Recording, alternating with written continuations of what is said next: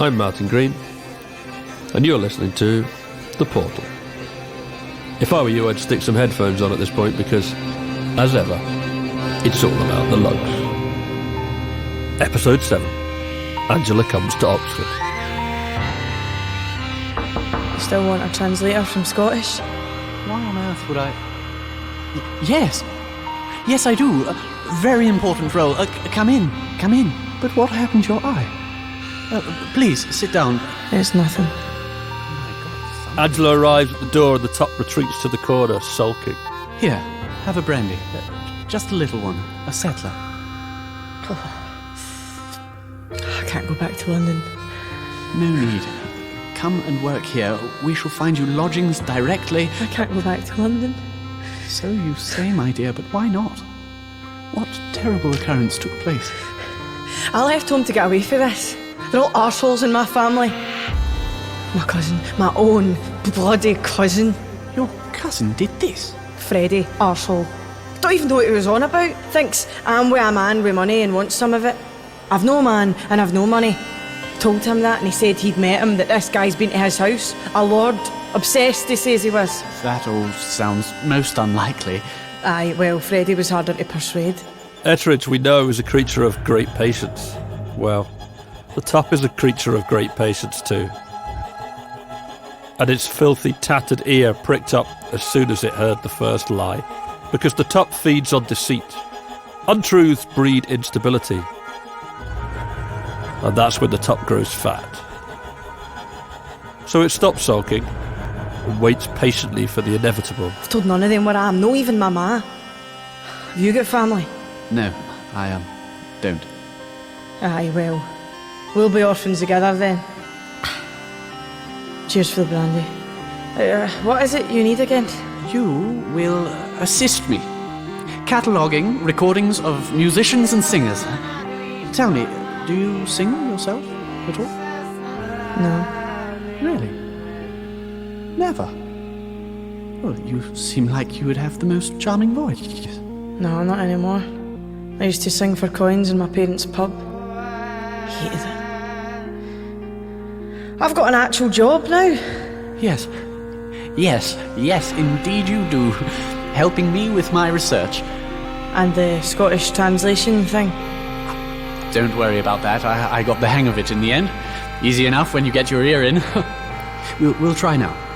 Take the blank tape and put it into the machine. That's right. I'm going to play you something special now.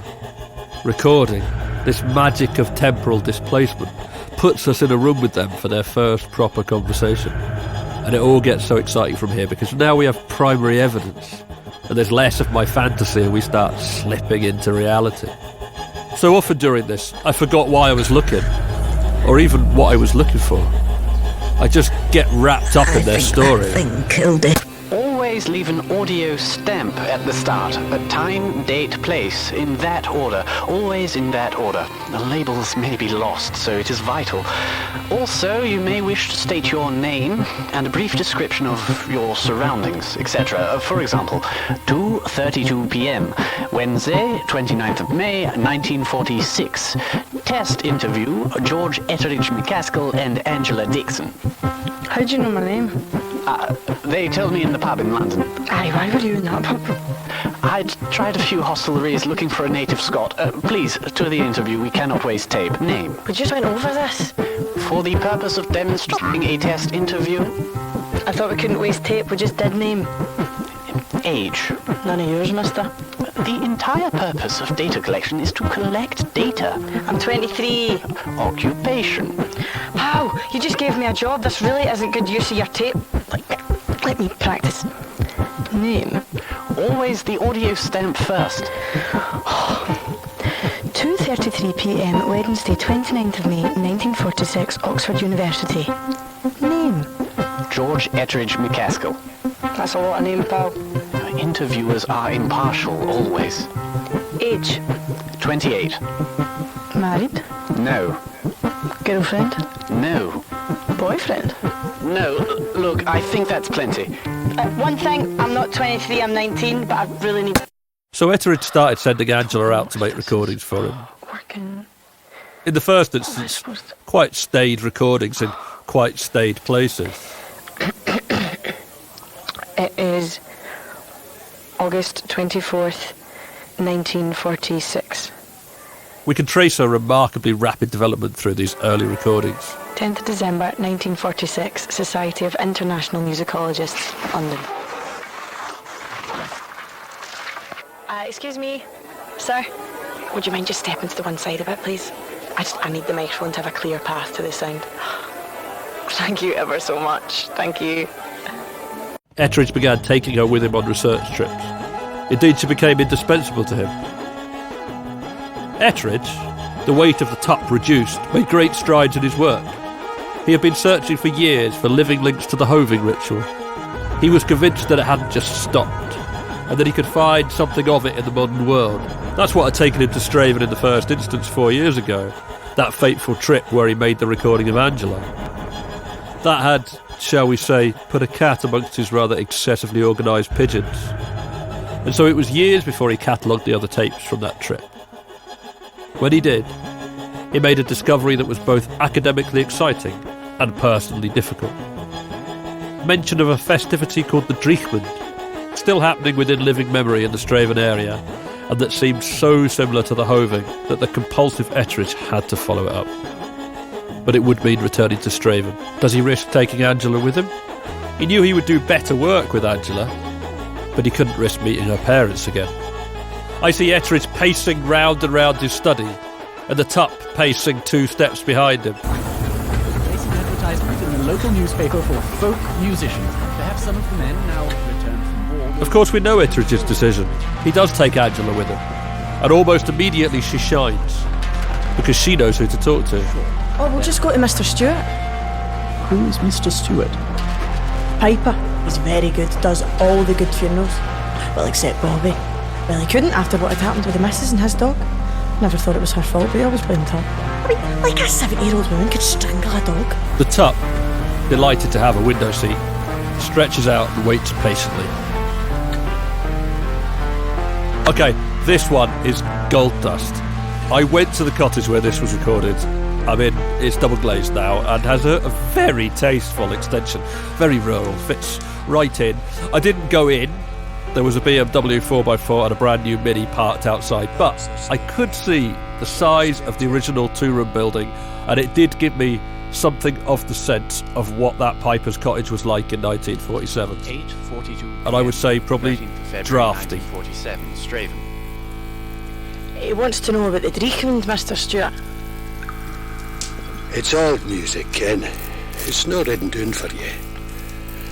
You'll no learn this for only what except them that kens it already, Ken.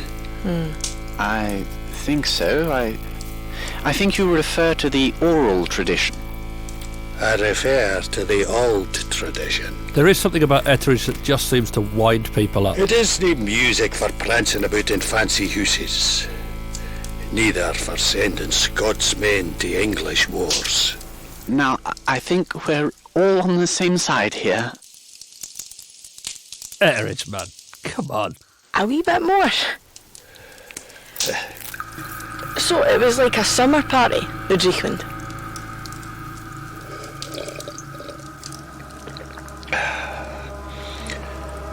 This is a music that has no Purity start. in music or And people with God's good grace is a will false have concept, the end. as is authenticity. This is music of aim that But some people do have an ability to talk about tradition, with a weight of authority at least. This music comes from God. I know the God that lets bairns die when there's food in the kirk. So, tell me, what are the forms and dances for this music? Is it reels, jigs? Are they couples dances? You're a man of modern talks, Dr. McCaskill. You'll no understand it in the terms. I'm not sure you're going to grasp this. Maybe we should be... I get it. Of course there was... She really something saves him here. before what we have now, but... I think he would have left with nothing Slick. if Angela hadn't been Tell there. us for the tape, just so it's not lost, eh? This is an amazing thing to have caught on tape, because we can feel these two people getting to know each other, discovering each other's strengths. And for Angela, discovering for the first time what strength she had. Life is a journey through time, is it not? Suppose so. And music and art. For we can't see it, touch it, we can't fill our bellies with it. It exists only in time. Only in what Riemann cries the fourth dimension. You've read Bernhard Riemann? I'm a piper, no a fucking idiot. The Drachman tunes... Etteridge had an epiphany that night. Like a gay Gordon's at a pipe. He grasped something fundamental about this music. Is deep. Like the roots of a tree, Ken. A clue to find in the hoving, which he was so desperate to do. Aye. And he couldn't have done it without her. Under the ground. And without it, nae trees. So, the trees are when we choose to push air through the reed, Ken. Then we can hear the tune. Feel it like we could even touch it. But it's there all the time, Ken. Under the ground. You describe it so beautifully. So, in answer to your question, is there dancing? Aye, there's dancing. But nane as you could publish in a threepenny book, Ken.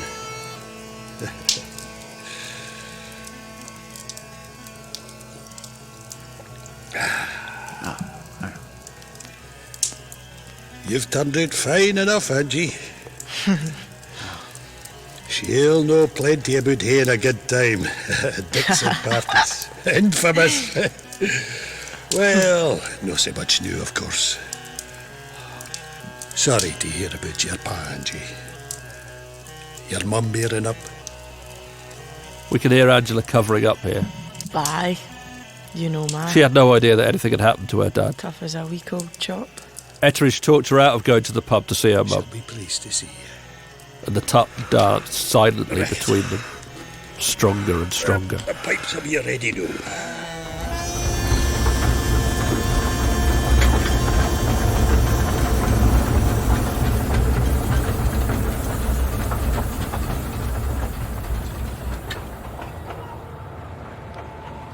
You're quiet. I have a hip flask in my case. Would you like? No. Yeah, actually, thanks. You happy with the recording? Happy. It is an amazing find. You were marvellous.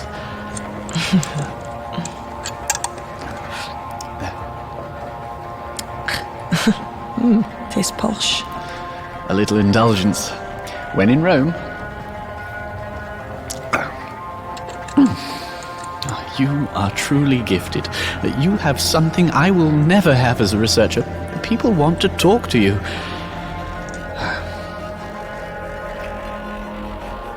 Angela, is something wrong? I should have gone to see Mama. I don't think it would have been a good idea. We agreed not this time. It's too soon. But we were so close. It just seems wrong. It just doesn't seem sensible. You said yourself, never again. Aye, I did. Well then, that's... We'll be back, I'm sure of it, at some point. Aye. Maybe. That piping really was the most astounding thing. I think I hear in it both a flavour of the McCrimmons of Skye and the late Archibald Williams of Glenuig. I have a marvellous recording of him from the Open Highland Guinness in 37. They stopped it after that because a man died in the cable toss. Etteridge didn't know this was going to be the outcome, and it wasn't his intention. But Angela was never to see her mother again.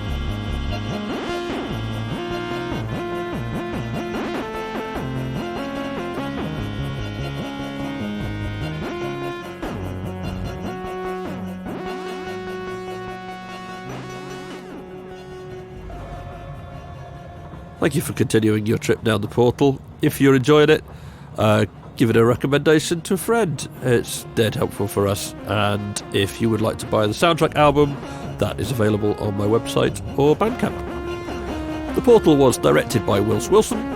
Etteridge was played by Dylan Reed. Angela by Anna Russell Martin. The Piper by Tan Dean Byrne. Woohoo! MG was played by Martin Greig. Dramaturgy by David Greig. Recorded by Louis Blatherwick. Mixed by Calum Malcolm with Cameron Malcolm. With thanks to Eloise Whitmore for help with sound design. Music and script by Martin Green, featuring the heart-melting piping of Brìghde Campbell of the Isle of Skye, playing Small Pipes in C, made by Finn Moore. Go and buy Brìghde Campbell's album, The Reeling.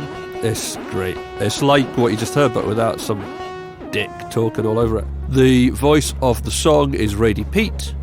Massive thanks to Gerda Stevenson for help with the Scots dialogue. The executive producer and script editor was Polly Thomas. Produced by Martin Atkinson for Lepus Productions. The Portal was commissioned and presented with Edinburgh International Festival, South Bank Centre, Oxford Contemporary Music, National Theatre of Scotland, Shetland Arts, the North Wall, Bristol Music Trust, the newly named Bristol Beacon, which is the same brilliant people with a new brilliant name, Mac Arts Galashiels, and funded by Creative Scotland. Produced by Lepus and Naked Productions.